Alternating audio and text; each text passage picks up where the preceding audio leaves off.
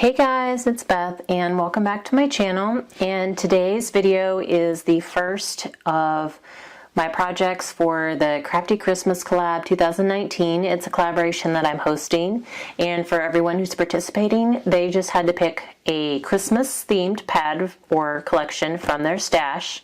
It should have been from their stash, not necessarily going out to buy one. And then they are to make 4 projects from that same pad.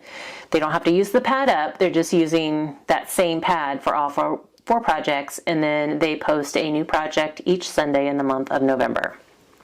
So the whole premise of the collaboration is just 1, to use up some of that Christmas paper in your stash, and 2, to give you kind of a little head start on your Christmas crafting. I chose to use the Cozy Lodge pad from Recollections, and I love the rustic feel. If you've watched my channel for a while, you know I'm very into the rustic paper.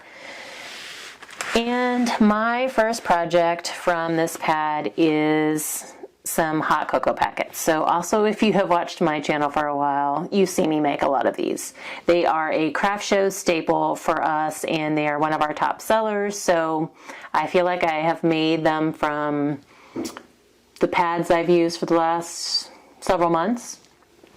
So I'm sorry if you're tired of seeing the hot cocoa packets. This will probably be the last for a while. But I was looking for a dressier hot cocoa packet than what I've made in the past, and this paper has a lot of glitter accent to it, and so I kind of felt like it's rustic. There is a lot of rustic feel to it, but there's also a lot of glitter and pizzazz. So I thought that this would make some good fancier hot cocoa packets than what I've made in the past. So one of the last few videos that I did, I shared that I had found some Starbucks hot cocoa packs for a really good deal recently. And so I snagged 3 boxes, so I have 24 of them, and was just looking for a different way to package them from how I normally do. Normally I take a business envelope, seal it, cut it in half, and then add paper to the front and back, and then add a few embellishments to it, but keep it fairly simple. I don't want to put a whole lot of time and money into it because they're a low dollar item, at our craft shows. So I didn't want to put a whole lot into it because you're not going to get a whole lot out of it. But for these, I felt like I could charge more because it's way more expensive for a pack of the Starbucks hot cocoa than it is for Nestle or Swiss Miss. So I wanted to do like a dressier package for them.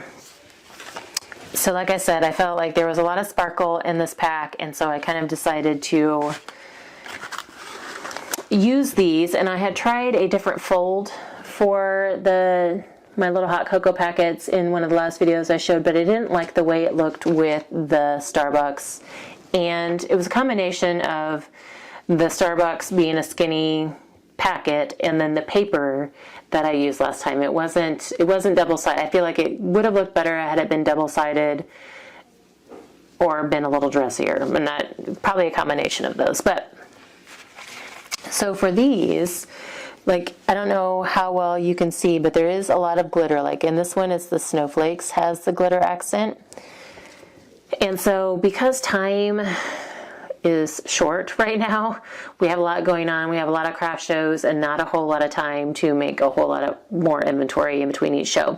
So I took to my Silhouette. I let Silhouette do the work for me on this one. I found it's a library pocket actually, and I kind of sized it so that I knew I would have enough space to fit my my Starbucks packet in there.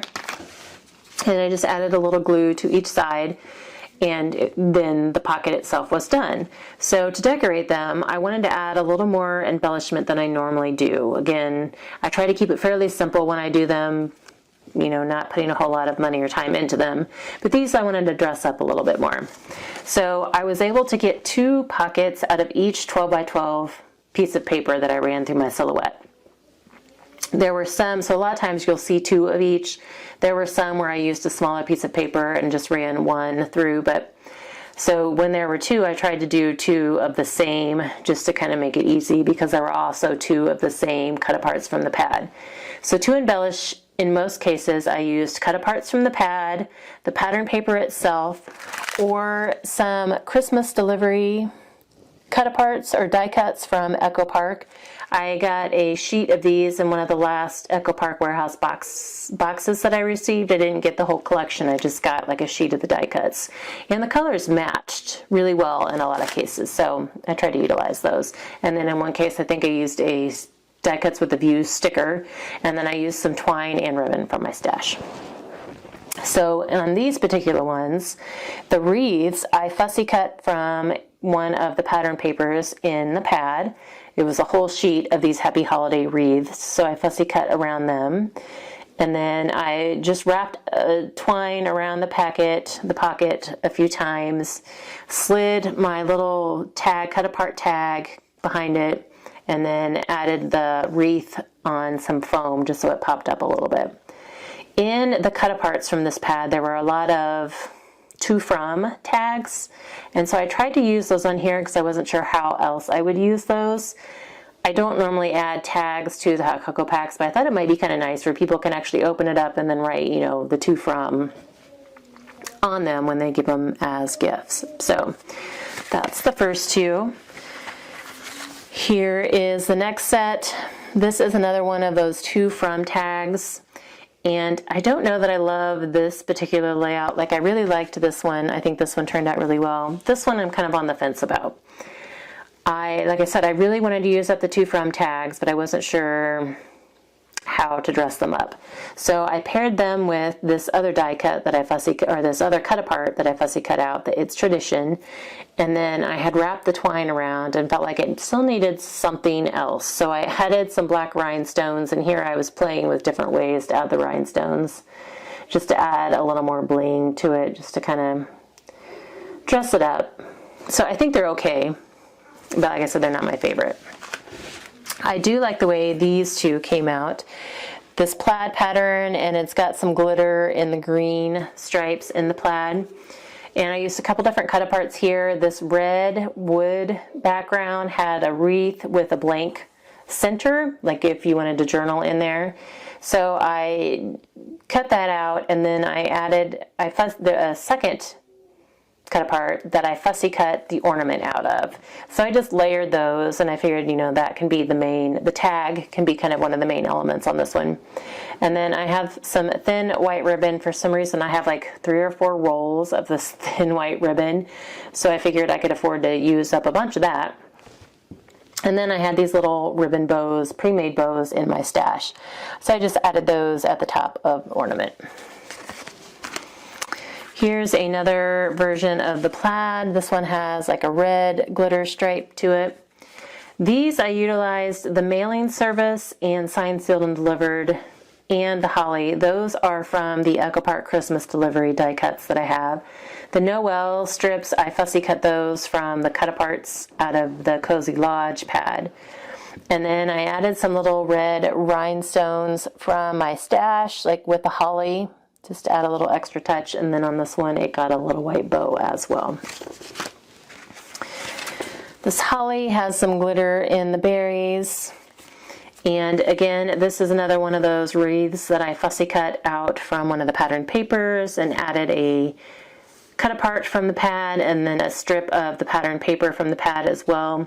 And I don't know if you can see it on camera, but I did add some clear Wink of Stella to all the little white berries on the wreath, and then on the to and from as well, just to give it a little bit extra sparkle, because, you know, there's not enough glitter going on already.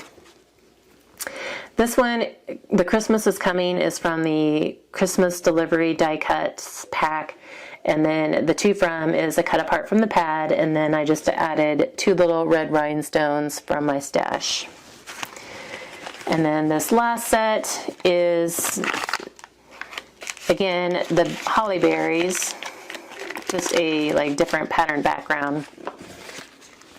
And on this particular one, this is a die cuts with a view sticker that I had in my stash, and just backed it on some red plaid paper. It was a sheet from the pad, and then this was a die cut or a cut apart from the pad, and then felt like it needed, again, more sparkle, so found some dark red rhinestones in my stash and just added them on either side of the sticker and then on the little cut apart down there.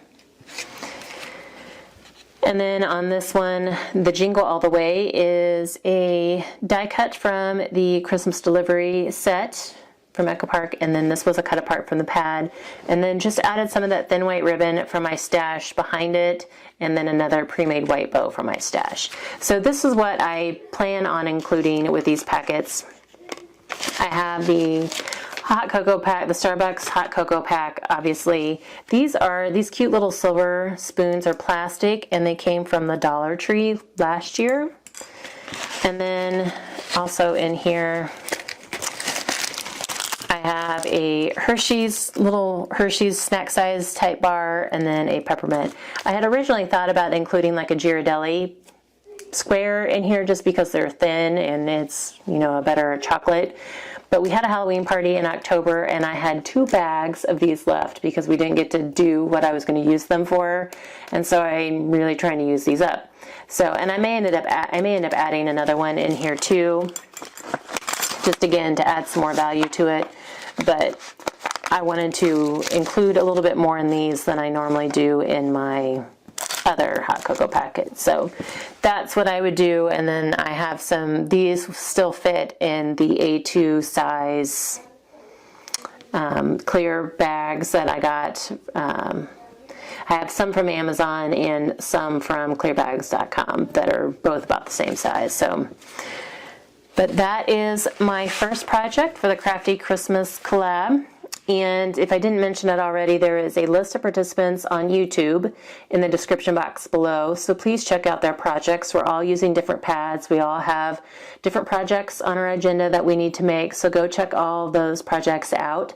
And then if you search for the hashtag Crafty Christmas Collab 2019 on Instagram and Facebook, you will find more participants. There are a lot that are actually participating just on Instagram or Facebook because they don't post on YouTube. So there are a whole lot more projects that you can find on those social media outlets. We actually have a lot of participants in this collaboration. I'm so excited. This is the first collab that I'm hosting. So I am so excited and thankful for everybody who has signed up. The projects I have seen so far have been fabulous, and I am taking inspiration from them. I hope you do as well, and I hope that we can all kind of inspire and motivate each other through this. And again, the byproducts of that are using up paper from our stash and getting some Christmas crafting done. So again, please check out the other projects that the other participants are doing. And I thank you to everybody who's participating, and I thank you guys for watching today, and I hope you're having a crafty week.